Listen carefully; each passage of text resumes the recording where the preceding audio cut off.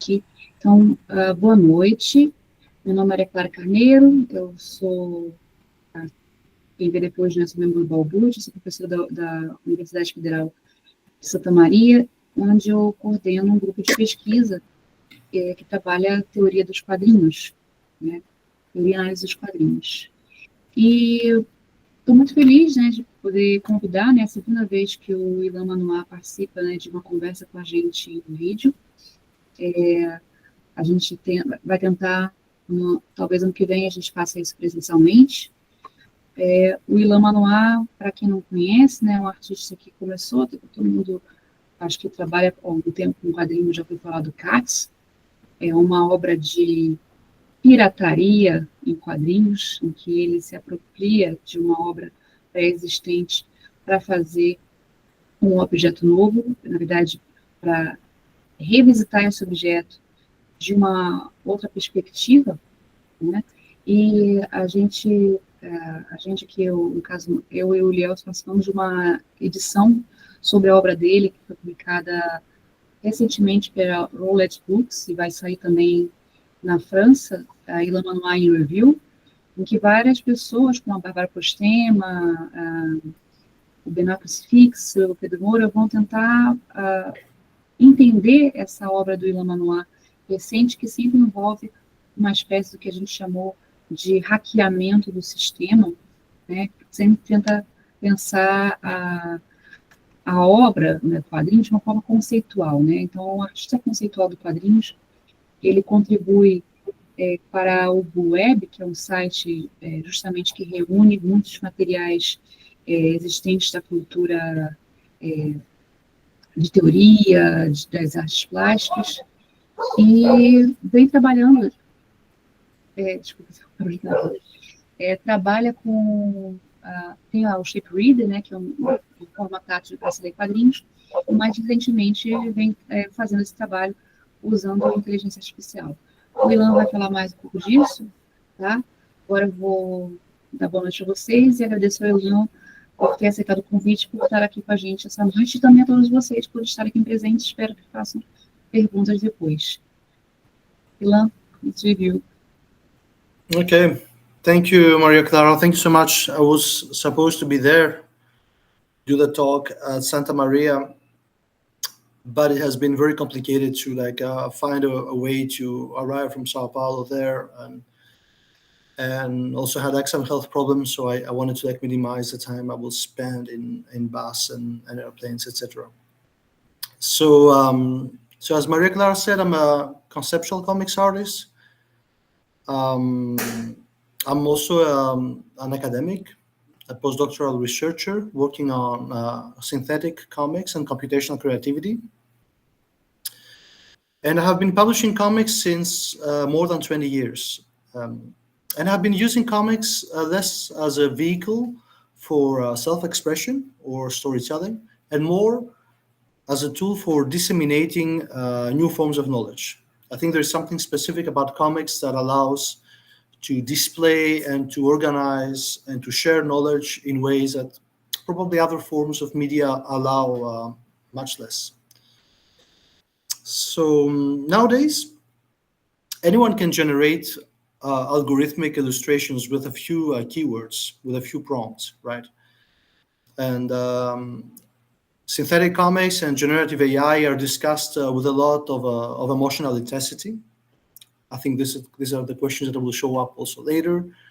Ethical conundrums and different false alarms about the potential impact of AI technologies on comics, a medium that has historically served as a laboratory for today's global entertainment industries. So from comics, we have films, we have video games. It's a whole ecosystem of media that is potentially impacted, and also traditions and histories of craft that are potentially impacted by the integration of computational tools in comics. So what I would like to discuss with you today is not so much generative AI, which I think more or less most of us have experimented online or through more sophisticated ways. It's not so much the synthetic comics. Synthetic comics is a term I used before. It's a term that we use to define comics content that was generated, that was modified or manipulated in a highly automated manner by way of machine learning. This talk is not so much about the technical systems, the forms, the material qualities, and the operations, that are delegated to machines and computers to generate a supply of unique outputs based on large annotated data sets. These are all very important research topics, and I encourage you, if you want to ask more technical questions later, I'll be happy to approach them. We have till 9 p.m. This is going to be like a more 30 or 40 minutes talk, so we can discuss later about also more technical aspects. What I would like to focus today is how these new tools have somehow accelerated the reconceptualization of comics. And the background for this discussion is the medium's detachment from its printed legacy and how comics have been transformed into information, and something that was achieved to various extents by relatively uncoordinated and asymmetrical forces, originating certainly the new tools that we are using, the new tools in machine learning spaces that start to also be integrated in the more traditional tools of comics production, like Procreate and Photoshop, but also the network effects of online communities and the new forms of semi-professional activity and their efforts to harness the internet's capacity for bypassing the technical, the legal, and the commercial enclaves of traditional publishing. I think that's an important consideration because I think it's interesting for me to see what is the labor behind the informatization of comics and its transformation into data, into models, into deployment, etc. So where are the comics? Today, most comics don't circulate through the traditional distribution network. They are relatively absent from bookstores, from newsstands. They're available only upon order, and sometimes they are non-existent in community libraries and reading clubs, or there are only very old comics there. Comics are somehow books only in abstraction and in a very narrow sense. So this is a term that we also prefer to use. We don't say comic books anymore. We say comics objects because comics can be many, many different things. So most comics today circulate online, and mostly through unlicensed channels such as decentralized peer-to-peer trackers, SoulSeek, DC++, cyberlockers, Mega, Mediafire, Telegram channels, reader apps, private mesh networks, etc. So most comics are online, much more than physical book entities. We could say that comics are breaking free from their physical confines of paper pulp to inhabit the boundless landscape of shape-shifting information. And nevertheless, their cultural role remains equally significant. I think that, as we said before, this kind of what we call remediation, the extensive presence of comics IP across different media platforms such as film, games, streaming services, the proliferation of cross-media adaptations, licensed merchandise, in, again, films, gaming, has contributed to the solidification of the trademarks, rendering certain comics brands among the most recognizable icons globally. I'm thinking about The Walking Dead, for example, something that started from a very lo-fi production of a black and white comic book. It started and became a huge global phenomenon. So what is the impact of the mutation of comics into digital information? What are the effects, for example, on works like we are doing, like in works for researchers, works for artists, works for readers? What are the effects on the institutional memory of the medium that has depended for the larger part of its history on books, on printed forms? And what does the free access to comics means for the distribution, for the publishing industry, for the communities, for the readers, and for the fans.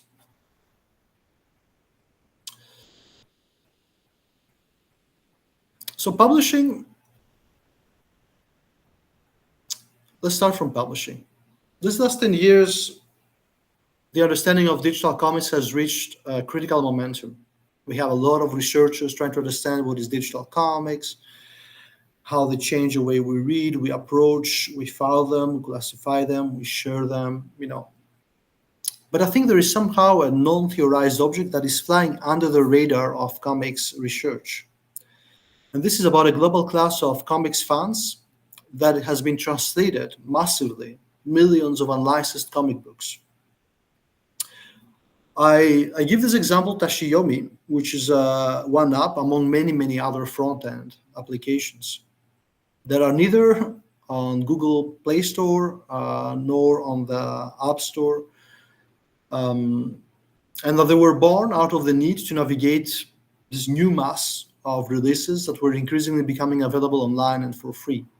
So what is this app exactly? Tashiyomi provides free access to comics. By the way, the term is quite interesting. It signifies reading manga comics in a store without having to buy them. This is what Tashiyomi means in Japanese. It's a software that allows that has an open source configurable manga reader for Android devices only. It has a browser plugin that can be connected with Chrome. It has a RSS feed that scans every day thousands of available comic series on hundreds of different websites and manga aggregators, and has also allows users to have their media library, ensuring that they can have access to it offline, that their library is portable and permanent ownership. Something that, for example, as you remember, was a very big debated thing with Amazon's Comixology, which was an app that didn't allow users to retain the property of their comics, with very, very big consequences, because once the app went down, people lost their collections. So we see something that is quite interesting here, and probably will set up a bit the tone for the more ethical questions that will come up later. Media piracy and innovation often go very well together. So what is interesting about Tashiyomi and other apps is that they are very efficient. The digitization, translation, and the dissemination of the latest chapters usually happens sometimes even before the books come out, right? For instance, very often regarding Naruto and One Piece, the digital pirate releases will come out many months before the concerted efforts of the right holders for adaptations in English or other languages. So fans and users and pirates are more quick than the official industries. We use a word here, it's called scanlating. Scanlation means scanning and translation. So it's a portmanteau term that describes the work of people that are buying comics, scanning them and translating into specific language. So these people acquire the comics, they carefully disassemble the pages of the book, they scan the individual pages, and apply consistent naming typologies that reflect the chapter and page numbering. This is very, very important, because sometimes when people are following a long series, they want to only download the last chapter, like we do with Netflix, for example. We can download the entire season. You can only watch the latest episode.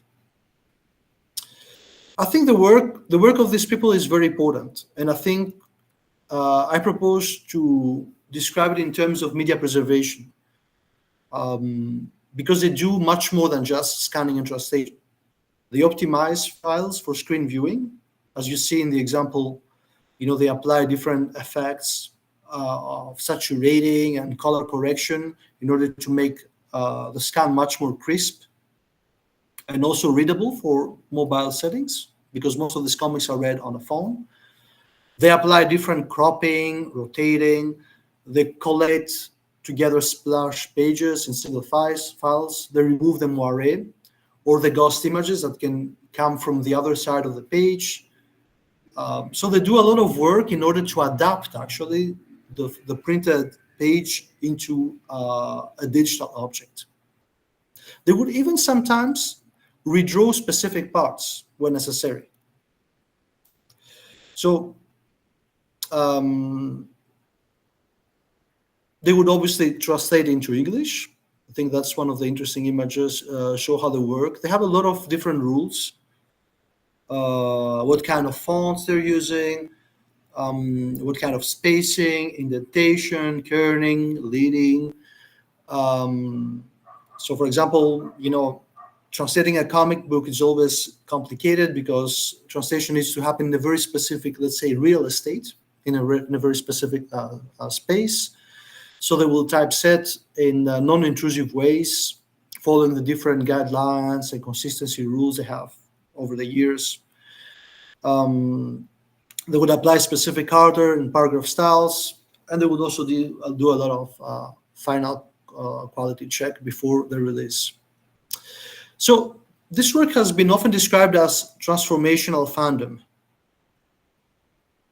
and I will come to that, as opposed to what is known as affirmational fandom. So transformational fandom is something that also participates, contributes to the reading experience, and not just affirms it.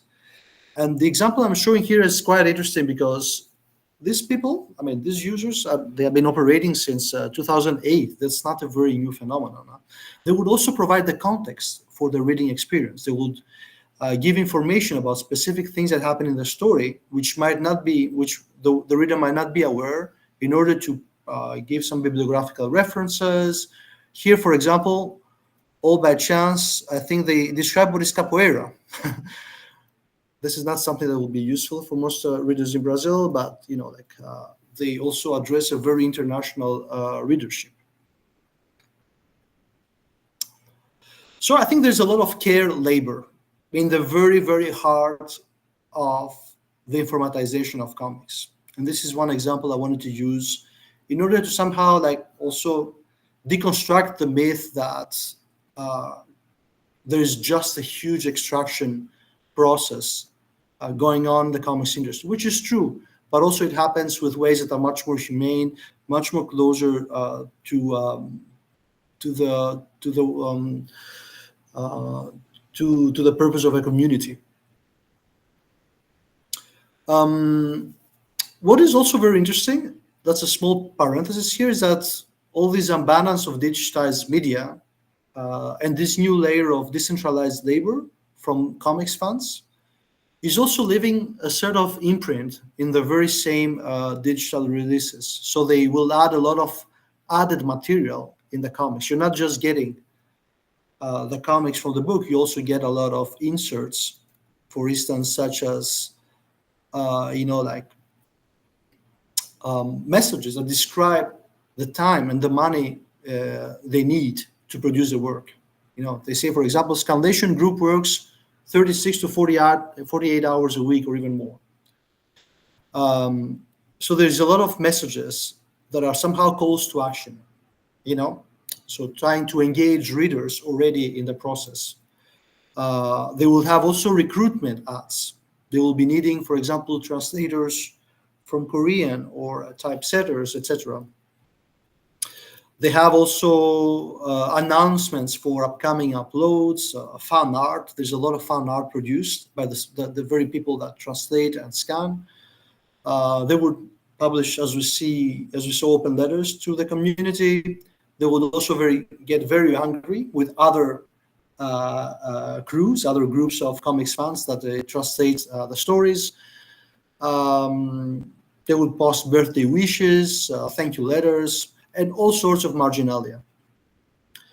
I think that's important because usually we imagine that, when we pass from one realm, from the physical realm, the printed realm, to the digital online, this is a seamless translation. It's not seamless, but it always leaves a remainder.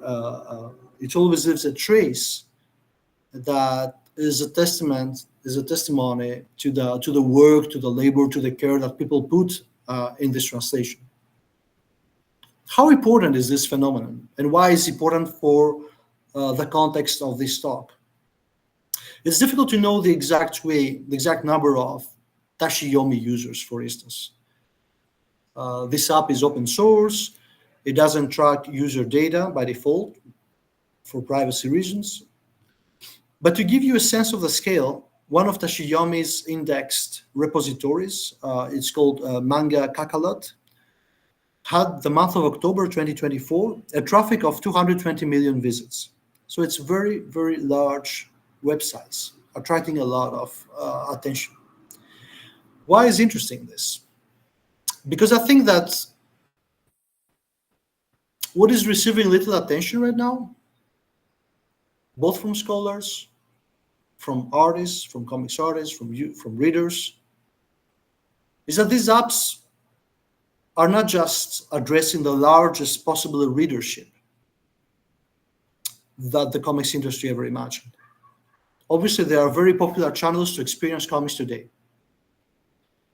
But I think that in other strands of media studies, a similar shift in the manifestation of a medium occasioned by the accelerated digitization of large annotated corpora, transformation of comics into data, into digital objects, would have been captured by multiple competing and partially overlapping research subfields, such as computational textual analysis, quantitative formalism, etc., etc. I think these comics repositories, like Tachiyomi, like Manga Kakalot, are large database centers of information extraction that thrust the medium from the digital realm into the computational. Why this is important again? Because the operation pipeline they use consists in a complex series of activities. They are discrete, they are decentralized, and they are relatively asynchronous operations that should be captured in terms of what computer scientists describe as computation, which is any process that obeys finitely describable rules and that involves operations of calculating, processing, and transforming information with the help of any form of substrate, whether this is digital or not. That's a small note. Computation is something that happened much before the advent of computers. Computation can be found in nature in very, very different ways. There are very, very interesting and beautiful books for that. So the entire infrastructure of scandating, of comics piracy, can be understood as a vast data processing operation. As a reminder here, data processing is a first of a threefold operation in deep learning. So data processing, we have model building, model training and building, and deployment of the model. So most people that are not very familiar with AI, they all are only on the part of the deployment of the model when they're using, for example, Midjourney. They're somehow also contributing to the model building training because their data is also brought back to the training process. But the most prevalent aspect is the deployment of the model. What is very costful, what is very expensive is usually collecting the data, processing the data. It's very important as it requires, let's see again, what are a bit the steps of this. Data processing involves a lot of different aspects, which I think we've seen a bit in the example of scandating. So, for example, like gathering data, so buying the comics, removing noise and inconsistencies, addressing biases and potential issues, when all these filters and operations comics pirates or scandators would apply on the book, they would ensure that it's accurate and reliable. They would hand missing values, missing pages, for example.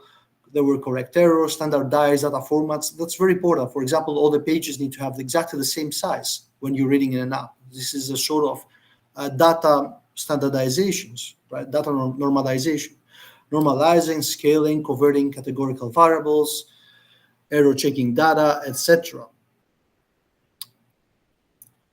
Why is this again? I think this is a way to approach comics as a computational object, because this is the way most comics are now experienced.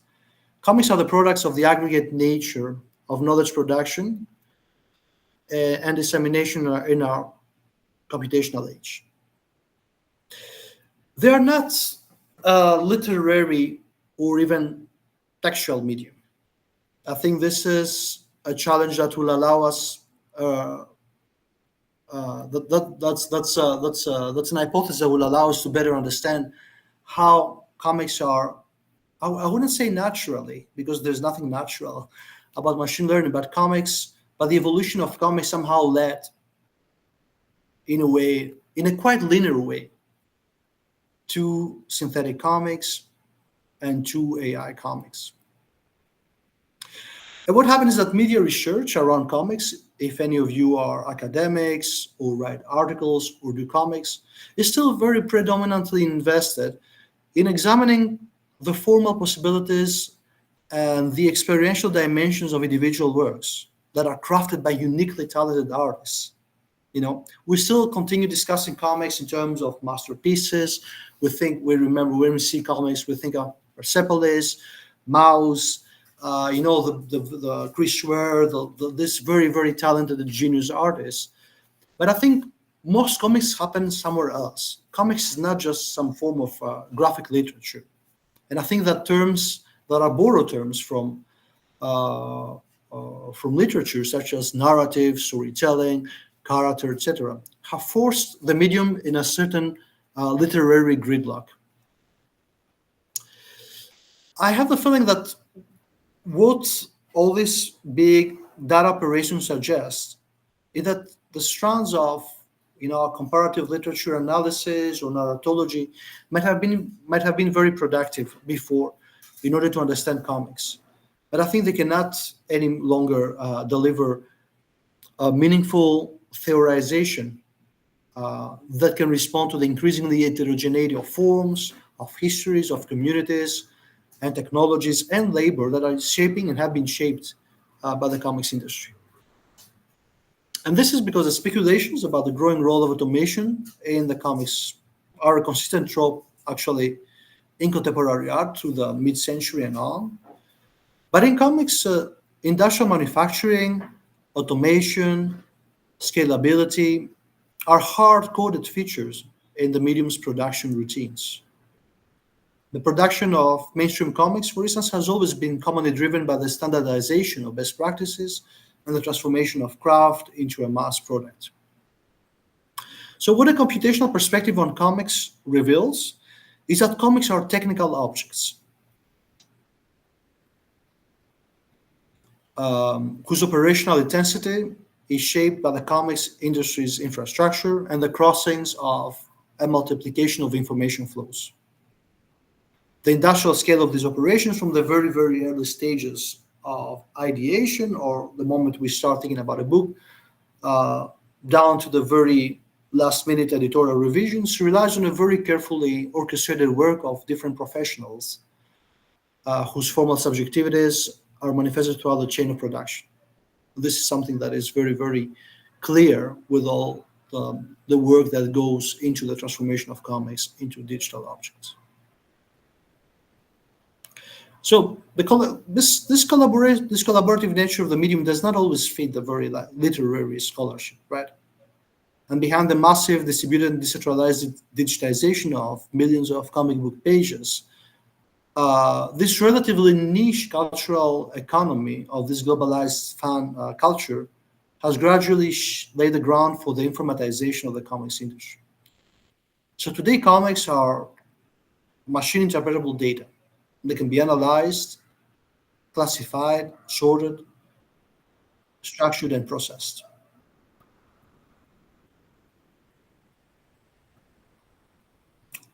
Let's see in detail. What does that mean? Online comics, by their sheer volume, huge volume.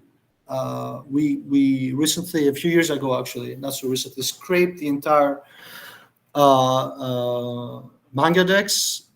It was 7 million comic book pages with thousands of pages added every day. The variety in type and quality. There's if you ever download Tashiyomi, you'll see how many different kinds of comics are out there that will never reach other markets than where they're coming from. The velocity, which means the velocity at which they are encoded, the veracity and precision of these entries, which is, as you can imagine, a process with users. Some users will prefer specific scanlating crews than others because they have because the files are lighter, because the translation work is better, because post-processing is much more precise, etc. But also the value that is resulting from the correlation with parallel data flows and metrics, or what we call the 5 V's in big data: volume, velocity, variety, veracity, and value, are now reaching a tipping point that can only be described in terms of big data. So comics, again, that's just my opinion, right? But comics is not sufficiently explained as a literary object or as a textual object. It is a technical object. The informatization of the comics industry is currently pointing to the limitations of all these different analytical tools that have been mobilized in the understanding of the medium. And I think we are now in a position to somehow understand or reappraise the medium of comics, quantitatively, as a quantity, not just as a different way to experience it, but in terms of a very large, non-photographic, user-annotated, and very metadata-rich data sets.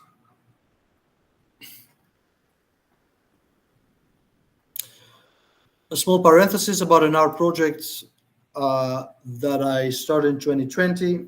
This was a generator, an engine of algorithmic cartoons. That's called the Neural Yorker. Was a non-supervised Twitter that relied on the aggregation of, again, information flows from a multitude of software and hardware components, symbolic languages, deep learning models, computer vision algorithms, etc., API, etc. So every evening, thousands of neural Yorker cartoons were generated by multiple AI conditional models that were trained on a large quantity of cartoons and punchlines that were collected from different repositories and databases, obviously with their own systems of classification and labeling. So we had a system that was scrolling a large list of newspapers and periodicals and blogs, and was reading the headlines of this different media. And these blogs and media were sorted according to their media sector. Is this, for example, social news, financial press, sports coverage? They were sorted also according to their geographical interests. Is this a regional press, national or international? Their territorial range, EU, Southeast Asia, and the general positioning in a political spectrum. Is this a progressive rather than a conservative media? Then our algorithm will perform a subtask of information extraction. So it will try to understand what is happening in the headlines, and will do what is known as named entity recognition. So we'll try to find the words and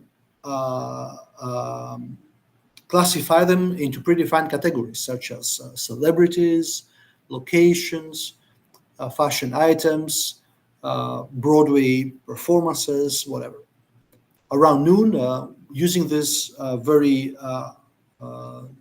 new acquired tokens, whatever happened to be in the news that day, the algorithm will generate 10,000 different cartoons using these words and different images that could be very, very, as you see, very abstract and very expressive.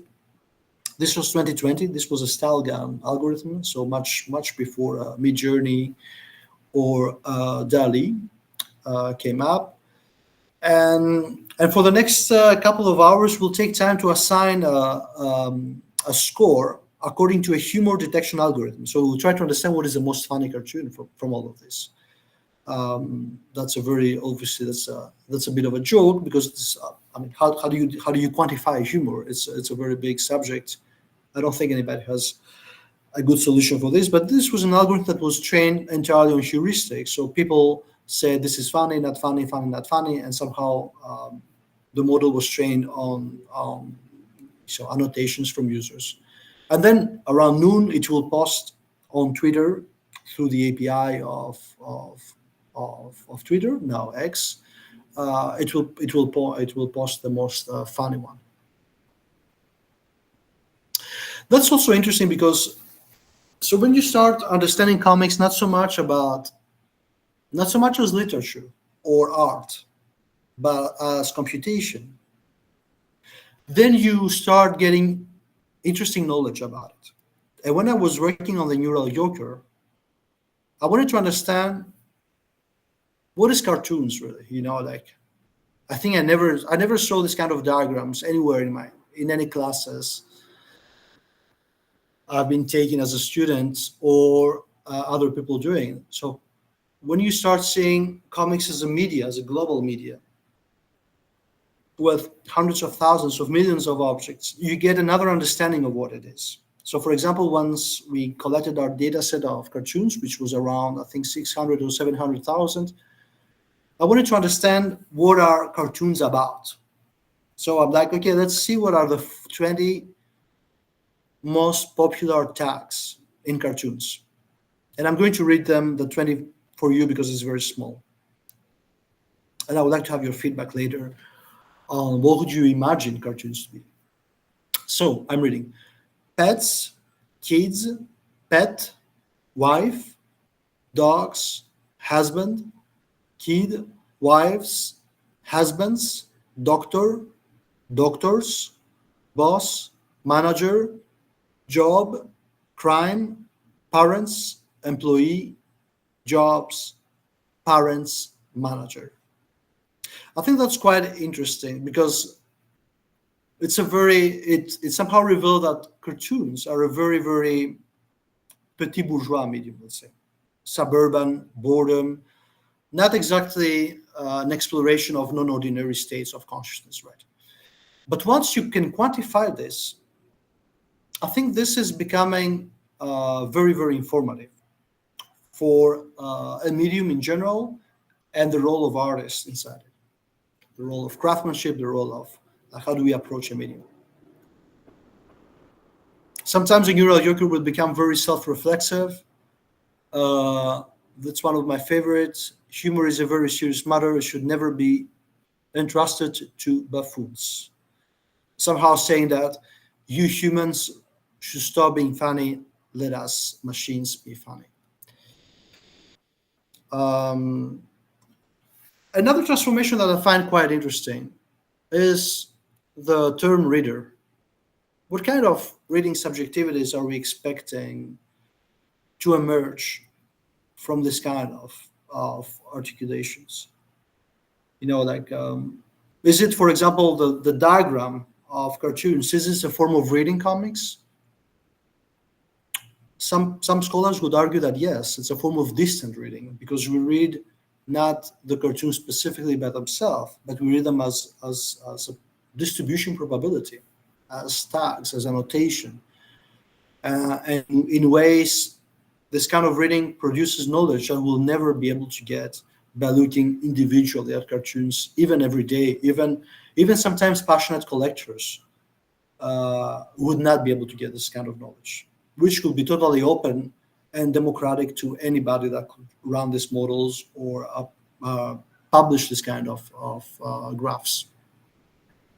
So I think right now we're seeing something that is quite interesting, is that the digital shift from books to digital objects is leaving readers in a kind of a paradoxical space.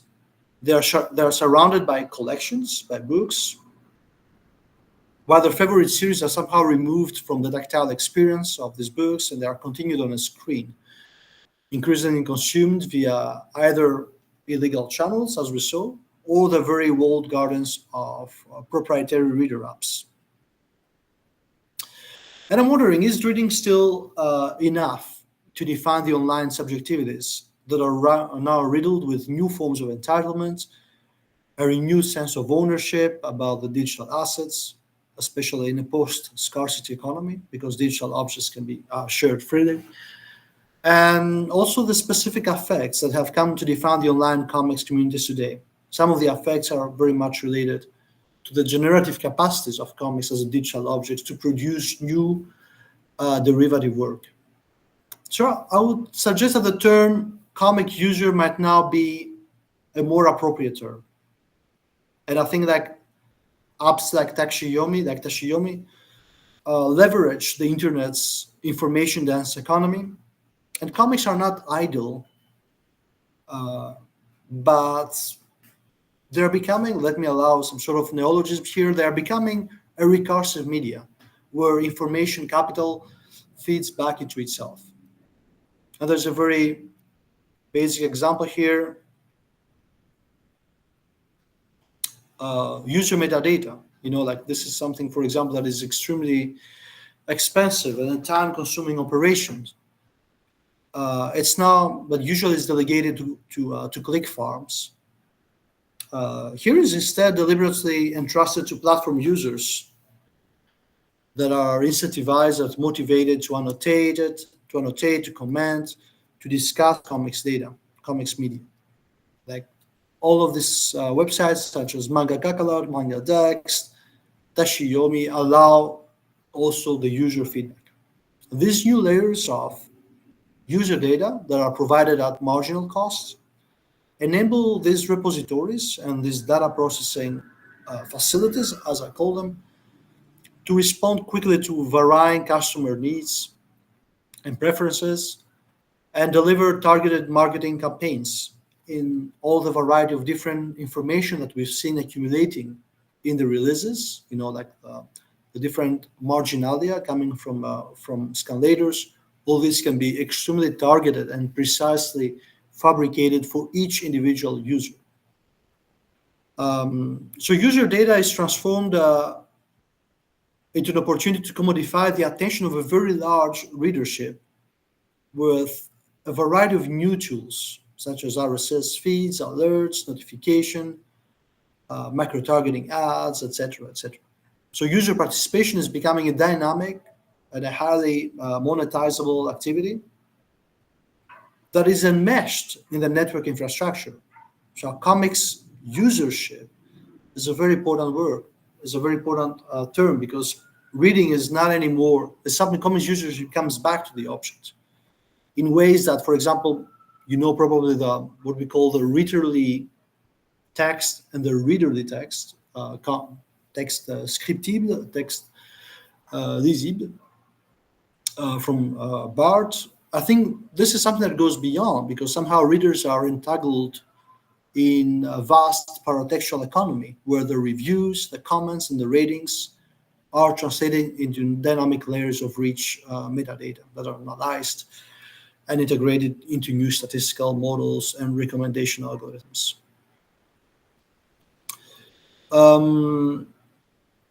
That's a book I did.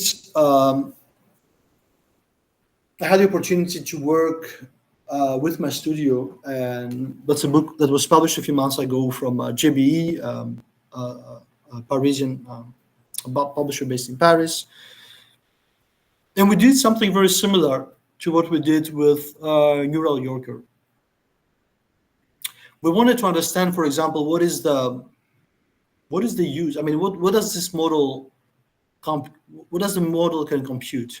We had a variety of different elements that we needed to bring in the story, like any other comics. For example, settings, characters, vehicles, landscapes, weather, animals, and we started seeing we had a very clear idea about the style. We wanted this to refer to Metal Hurlant, the heavy metal magazine, if you know it. It was a very large science fiction comics magazine from the 90s, French, that also had an American equivalent, probably Brazilian, I don't know, you can tell me. We started then understanding what is how different authors are represented in the models that were available. So, for example, we started breeding the different authors together see which match between different comics artists was producing the best result. We did this with different landscapes and big avenues. There was a lot of there was a big scene with a tree, with a car in a highway. We did this with weather. We try to understand what are the kind of weathers we can get. So it's like a brainstorming in collaboration with a computational system, right? We did this also with again, landscapes. Sometimes we would get like very things that have nothing to do with this, which was also interesting, because this kind of surprises can also be quite interesting to as something that, like, as all sort of accidents. Like it's interesting to bring them in the creative process. We did this with the cars and with one of the main characters of the story.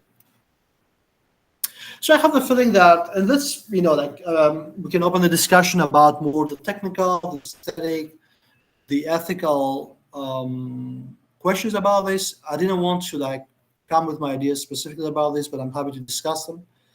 But I think that if we see this as an opportunity if we see generative AI and computational media as an opportunity to understand comics differently, in other terms, not just as a literary medium, nor just a poor cousin of cinema or painting or video games, but as a technical object, an object that has to do always with the production of systems that produce images, that produce text, that produce multimodal content, the collection of image and text together. Because I think comics artists were always making systems. They were never just making images. Illustrators might have been making images, but comics artists were always working on systems of reproduction, systems of representations, systems of significations. And I think that if comics artists learn to navigate the very large quantities of data that are around us, and are able to identify patterns and outliers and experiment with innovative data visualization techniques, bring their experience in storytelling for data mining, or even somehow it's getting easier and easier to build their own generative models for the production of images, text, and stories. I think these new skills might help us reinscribe and reconfigure what it means to be a comics artist today in a very highly technologically mediated landscape. What counts as creativity? A question that I think is very interesting to discuss, especially because I think there are very, very strong opinions about, is this creative, is this not creative? And possibly might also help us, if we have some first-hand experience, how to respond to the ethical questions that are related to authorship, to attribution, and to co-ownership. And I think that the integration of computational comics, computational tools in comics, is part of a continuous process of technological word-making that is deeply inscribed in the history of the medium. Intensely more so in countries such as Brazil, where comics has been an essential part of its cultural heritage, and as a country, as a community, as university, as scholars, as academics, we all have a collective stake in what the futures of comics would look like. Thank you. Thank you, Ilan. I'll open for questions now. Sorry, people. We have already one question here. And yes, Carlos, you may speak. Você pode falar. Pode perguntar em português ou em inglês. Carlos?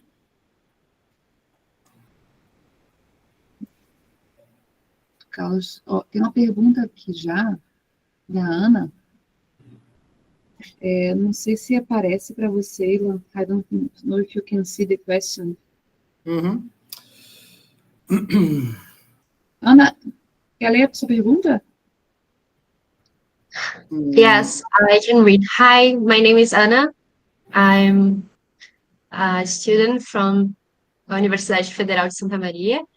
And my question is, if we consider the fact that capitalism in its actual form kills the community sense and reinforces the individuality aspect, do you think that the free access to comics is a way to reinforce this community notion? How can we use AI in a way that is beneficial to us? Do you think that there's a relationship there? I wouldn't say that capitalism is against communities. I think capitalism loves communities as much as it loves individuals. There's so many businesses. I mean, when we say community, is a discussion I had also. I'm often having is also like the word creativity. These are corporate terms. Community is something that it's part of the corporate lingo. So, what kind of communities we want? It's not just communities in general. What kind of communities we want? I think I would say that we need communities that are informed, that are solidary, and that are not afraid to work with new tools. And I understand what you say, that how can we use AI in a way that is beneficial to us? I think obviously it has to do with knowledge, it has to do with skills, it has to do with tools that it's very interesting to start experimenting with. But there are more and more. They're not extremely democratic yet, but there's more and more possibilities to train models and to work with models in a way that doesn't involve any sort of extraction mechanism or ready-made software solutions that are there, and I see it more. I see it a lot also, that people will start getting together. Buying a computer desktop, having a model that is always there or running on a cloud, working things. I think it also brings new ways of collaborating together that can be very interesting. Like the process of brainstorming, for instance, was a continuous dialogue, not just between the artist and the machine, but also in the studio. We were like 4 different people. We were trying different things. We're trying different prompts in the Stable Diffusion model we had. We'll print them. We'll discuss. I think it happened in a way that was extremely accelerated. It will probably never happen with the same temporalities in a more conventional production process, but it was also something that involved new kinds of surprises and expectations, and I think it's for me, like as an artist, I think it's a very important thing to totally leave it to our capitalist culture. I think these are tools that should be very interesting to use, and I think we are a bit in the same discussions we had in a discussion that's much more strong on steroids. We could say the discussion we had probably like 20 years against Photoshop, against digital photo tools, etc. I think we are somehow in this question, and comics are not poorer because of Photoshop, right? Nobody will say that comics are a poor form because digitization tools and working with files, digital files, has been a more democratic form of access. I feel we are in this kind of dynamic right now, and I don't think comics will become a poorer form of expression. I think there will be new kinds of comics that will arise from the experimentation with these tools,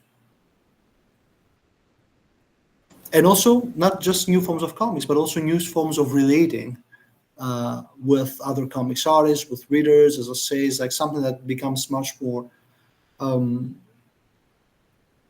It's much more recursive, something that will imply, like when you work on a specific model, for example, you work with all the accumulated knowledge that has been feeding in this model, that has been extracted by other people and feeding in the model. Thank you very much. It was really interesting to see your point of view of this subject, because it's something that really interests me, and Sorry for my bad English. It's been a while since I practiced. So thank you very much. And I wrote down a lot of things. And good night and thank you again. Thank you. Thank you. Isabel, quer fazer uma pergunta? Sim, Prof. Hello, good evening. I have a question because I'm a little bit concerned with how does the app you showed it works, because I know that you said machine does everything, the translation, the values and things like that. But what about the rights of the creators? Because there are a lot of comics that are very popular right now, like Boku no Hero. They are still being published. So how does the app works with the rights of the creators? Because it's an open source, so it doesn't have money to pay these creators. And I get a little bit confused with that. I'm also very confused. I don't have a clear answer. I just have an intuition. I think the question of royalties is a very problematic question even before machines were around. I think we see it, for example, in the music industry a lot. The only people that get royalties are the rich people. Poor people don't get royalties. We see it with Spotify. You need to have like hundreds of thousands of listenings to get the equivalent of 500 CDs or like 200 CDs sold. So I think the way royalties are distributed is a very problematic thing, and I think there should be a concerted effort to obviously somehow being able to quantify how much of an artistic work is inside a model. And there are, I think, a lot of efforts to mitigate this. There are a lot of open source models that come up that are only with copyright-free material. They're not very efficient yet, but also technology is something that is very movable and can make these models very efficient. There are also other efforts, for example, to see what is exactly in a dataset. So there are tools now that we can use to see what is exactly in a model, what is in the training data of a model. And you can also ask to not be included in this training data. I think this is nothing easy that can do this, but I think there are many, many directions towards finding a more ethical way to work with this. But I will try to find ways that are outside of the royalty system and copyright and intellectual property. I think this is fucked up already. It has always been problematic. It never worked really. It's like intellectual property is just a way to feel somehow the user guilty, like when downloading a movie, instead of saying, what is a system of distribution that makes very difficult for people to buy books or to buy films? We cannot, I think it's very difficult it's problematic to shame people for for example, pirating comics. Comics is extremely expensive. It's very expensive to produce. I think we've seen this in the movie industry. We've seen this in films. Films are still made. Music is still made, but I think the system was never very equitable, for benefiting more fragile voices or more minority forms of music production. And I'm coming from a country that is very, very, I live in Belgium.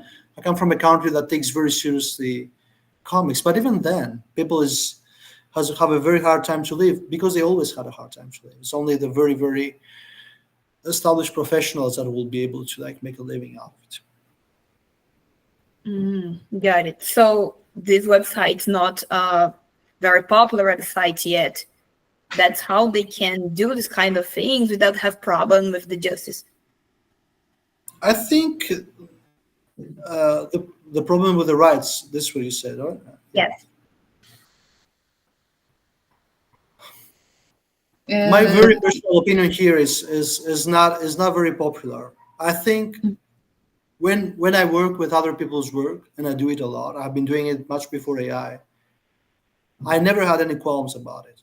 For me, working with Peanuts, for example, I think I believe that Peanuts, Snoopy, belongs to everyone. They don't belong to Charles Schulz's estate. We grew up as kids. I say we. It's an imaginary we. We're wearing pajamas of Snoopy, drinking tea in a Snoopy mug, having posters of Snoopy books, notebooks with Snoopy. I'm like, we have put a lot of affect, a lot of emotions in this kind of symbols. And for me, it's important that these symbols come back. And this is where I understand community. The community is an affective community that needs to reclaim back all the affect, all the emotions they have invested in other people's works. And I could see it also as a sort of a retaliation of the reader that comes back and wants to take revenge from like all this, or revenge, or like get the shareholder of all the investment that has been done throughout the years. I've done this Nice. with Snoopy, with Smurfs, with Tintin. I think as readers we are entitled to much more than we supposed to. Actually, That's a good point. Thank you. thank you, Isabel. Gabriel, do you want to read your question? Gabriel? No, thanks. Okay, I'm reading for the audience who is not here, who will be not here.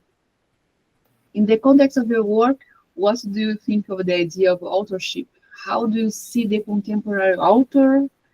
Gabriel is asking you for making his homework. He's working on this in his master. And he's asking you to do his homework here. Okay. How do you see the author and the relationship with AI?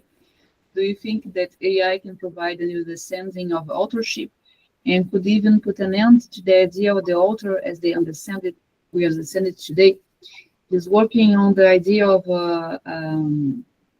mixed authors, of a reunion, authors that are a group of people. He's preparing his, he's in his first years of master here, and sending you this question, his homework. Okay, again, my idea here is not very popular, but it's my idea. I'll share it. I don't believe in authorship. I don't believe in readership. I believe in usership. I think people are using comics objects in different ways. Sometimes it's to make new narratives, other times it's to continue narratives, other times it's to imagine. I think reading, what we call reading or imagining things, is part of the labor that is involved in relating with a comics object. So authorship is a word that comes from the 20th century. It has been very important because there's a lot of important legal, commercial battles, social battles. But I think now I would see it not as a very productive term anymore. So I would also see authors and readers as users of a specific idea, or as the way they shape it, the way they invest, their imagination, the way they disseminate it, the way they share it. Like for example, on Instagram or on any other social media, what are we doing exactly? We are both readers, we are both producers of content, we are both also historians. We are small historians, but we have our own list of things we are sharing. We are also archivers. We are librarians. We have many, many different roles. So authorship is a very narrow term to describe all the labor that is involved in making and distributing something. And I think synthetic comics make this very, very clear, because they show somehow that it's work that is produced through humanity's labor on the medium, at least the one that is in the data set,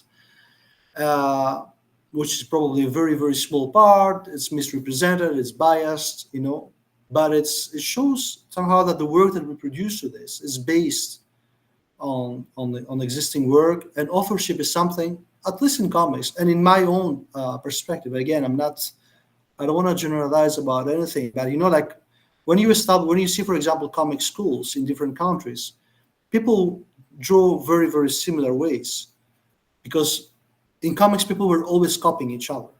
If you see it in Franco-Belgian comics, I'm very I like very much see how they draw thumbs, for example, or clothing.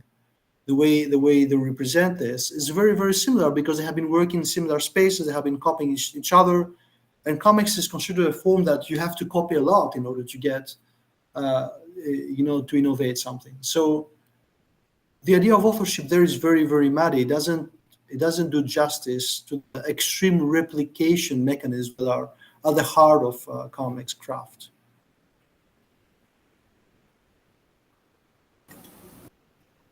Gabriel, do you want to add anything? Ask anything else? I think on this topic of artificial intelligence and comics and artists, one of the major problems is we have been helping big tech companies to have these products without our knowledge. It's what was happening very recently. Now it's compulsory on X that all our text is going to be used for them to train AI. And I think and this is what scares me very much. We have no way out of this. And for many artists that I follow and I admire, were concerned about this not a very bad use to be used. This fact, I guess, and I think it's what. Yeah, I hear you. I think it feels like a cold shower, but I think, to be honest, also I'll speak for my own, again, community in many quotes. We have been sleepwalking a lot, Like there's a recurrent joke, but nobody ever read terms and conditions of DeviantArt, terms and conditions of Instagram, terms and conditions of ArtStation, of Behance. Everything was there. I mean, there's this very funny book from Terms and Conditions, it's called, from iTunes. Robert Sikoriak, which is like, the idea is like, people will never read terms and conditions of iTunes, but if I put it in a comic, then people will read it. So, Bob Sikoriak is a virtuoso. Every different page is a different comic style. And then there's, all terms and conditions are narrativized in a way that is quite funny. But I think it has a point in a sense that we never cared as comics artists very much about this. We have been sharing compulsively everything about what we do. We have been sharing stories. We have been sharing doodles, communication. We have been retweeting, we're sharing, commenting. It's like, I feel like, I would say that sometimes I feel there's a bit of hypocrisy when we are very angry with Midjourney, but we are okay with Instagram. Because the largest data extraction process is social media. It's not DALL-E or OpenAI or Midjourney. It's social media. We have been sharing our entire network live to train, recommendation algorithms and etc. So I think there are ways out of it. There are ways that involve a lot of chutzpah, quitting social media. It's one way out of it. It has a lot of, let's say, costs, because I understand that also that the comics community lives and breathes through Instagram, for instance. But there are ways out of it. And I think, I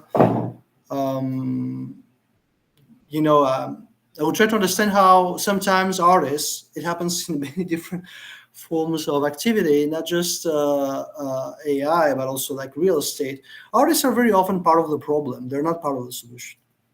Let's start from this. Let's start understanding how we are entangled in a problematic solution, how we are part of a difficult situation, instead of imagining ourselves always to be resistance in it.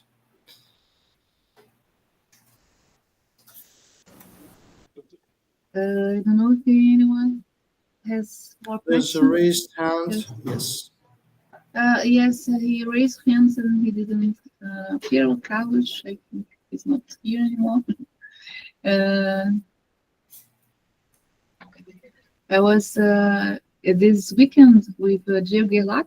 I remember I cherished very much that encountering, I guess it was 2017, where you both work on different aspects of the same spectrum of stealing other images for working. This kind of situational act that I enjoy very much. And I remember very much this conversation because you use many different strategies, and Gelak is still attached to this, to the zine, to the artisanal part. And how do you think yourself as I integrated in the terms of Humberto in the inside of this industrial system? How do you think about that? I wouldn't say I'm integrated. I think I'm totally like an outsider. You know, like the fact that I've been able to like publish a lot of books, travel doesn't. I mean, the industry doesn't care about things I'm doing. I mean, I've been trying to convince the Comics Journal for 2 years to publish an article about synthetic comics. 2 years, and they didn't want. And now they're considering it. But they're considering only if they're going to publish, for example, the counterpoint to this. They will not even hear what I have to say. They only have to like. So I think these are very minority, let's say, opinions. They are not popular. I don't care if they are popular. Also, I'm not evangelizing anybody. You know, I think to come back to I don't know who told this from the beginning about communities. I think communities can be very, very heavy in comics, to be honest. And communities can also drag down persons that want to work differently. They have also a disciplinary character. So I think it's important to also find an individual voice. And, you know, I think like jazz, you know, like jazz was a big social artistical movement, but also with individual voices. This is how I see it. I don't think people should be doing exactly the same thing or have the same references or even agree about a lot of political, ethical, social questions. So I use the word industry to not use the word community, but I'm not stupid neither. I know that the industry doesn't care about these things. Industry is like, okay, how many books you sell? This is the industry thing. It's about the statistical mass of readership, you know, of sales, and I care more about like things we do here, about how you can find people to think together, you know, not just people that read your book, but people that can think together about questions that can be that are important or like have to do with the future of an expression, etc.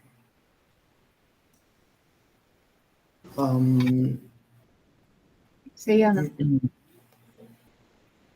I said it in the chat, but it's really interesting to think about the use of the term community.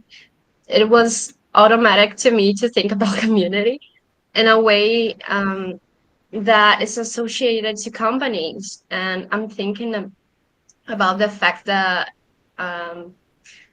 about this fact and what social media sells to us. And it's really, it's a trick thing. It's really, I'm thinking about a lot of things, sorry, but it's really interesting. So I'd like to ponder that. Yeah, I think the imaginary of a community in comics is quite strong, you know, because usually when we start reading comics when we're kids, we share them with other kids. It's like, it's a very collective thing, you know, like when you see photos from comics, from anti-comics propaganda from the 50s, you always see these kids sitting together and reading, which is quite interesting. Totally has nothing to do with the way people were reading literature alone, you know, by themselves in the reading room. It's like a very, very collective thing. Collective in a way that is also like interesting because they're reading in the same space. They're not really reading the same book, you know. So I think I think the fact that we grew up with this kind of images and references, like there are so many ways to engage with the form, but I think this one is quite popular, makes that we are looking for it later. And sometimes it doesn't, it comes in very different flavors from the ones we imagined. For example, I know it's very difficult to be critical in comics sometimes. When you're critical, you just there should be room for everything. That's what I want to say. There should be room for criticality. There should be room for negativity. There should be room for opinions that are not popular. The word community usually somehow constrains the way people express themselves or articulate this. In comics, I don't say about any other medium, but my idea, for example, in comics in Belgium, things are very, very coded. In the United States, a lot also. Comics artists are supposed to entertain the reader. It's a very disgusting idea. Because everything is quantified. The reader's time, it's a commodity. It's something very important. You need to take into account the readers. What if I don't care about the reader? I can also imagine a way to relate with the reader that has nothing to do with thinking about their time as precious or their attention as important, but everything is so market-oriented that, comics artists are naturally, nothing natural about it, entertainers. They would say jokes, they will be funny. There's a lot of pressure. And all these are just automatisms that comes from a certain idea of community that can be quite depressing. That's why I'm thinking, I think it's important to imagine other forms of also being and together, working together. I don't know if anyone else wants to add anything, comments or questions. I was thinking that this industry doesn't look at us. I was talking to a friend who is an engineer, and he is a professor in Rio de Janeiro, and he works with developing AI machinery. And I asked him, would you like to invite Ilan Manouach, who's an artist who works with artificial intelligence? And he said to me, no, I'm an engineer. I'm interested in things that give us money, not art. I think you'd like to meet you. This it's a very interesting commentary, and I think summarize how we can work inside the things without being noticed, as we were talking before. Yeah. Well, there's a big divide also. I think, I don't know how that happened, but comics artists are often very technophobic, Mm-hmm. Well, if you see the history of comics, it has always been totally symbiotic with technologies, printing technologies, communication, distribution, logistic, advertisements, But somehow comics went into a hole, which is also about craft, about style, about expression, and not so much about using tools and finding a place within systems and engineering.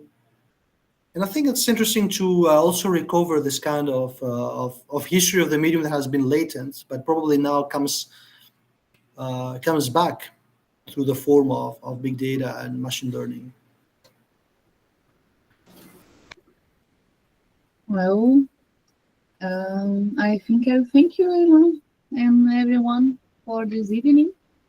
I hope next year we are going to do a presential event.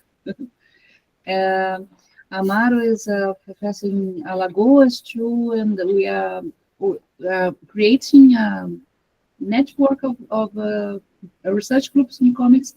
Next year we are preparing a forum on artificial intelligence and comics. And very nice. We hope we can be around, so we invite you It's a whole group of professors interested. Sorry. Gente, desculpe o meu inglês, né, gente? We are discussing many topics like pedagogical ways of using it and for access of how it implies the use of artificial intelligence in comics. And well, we can continue this discussion soon. Obrigada, gente. Então, não sei se alguém tem a última chance para perguntar. Yes, Ilan. Thank you so much. Thank you, Maria Clara, for having me, and I hope I'll meet you soon also, all of you. I'm in Sao Paulo right now, so I'll be coming back, and I hope to meet you in presential as well. Bye, bye. Tchau, gente. Até a próxima. E olha, vai ter certificado, hein?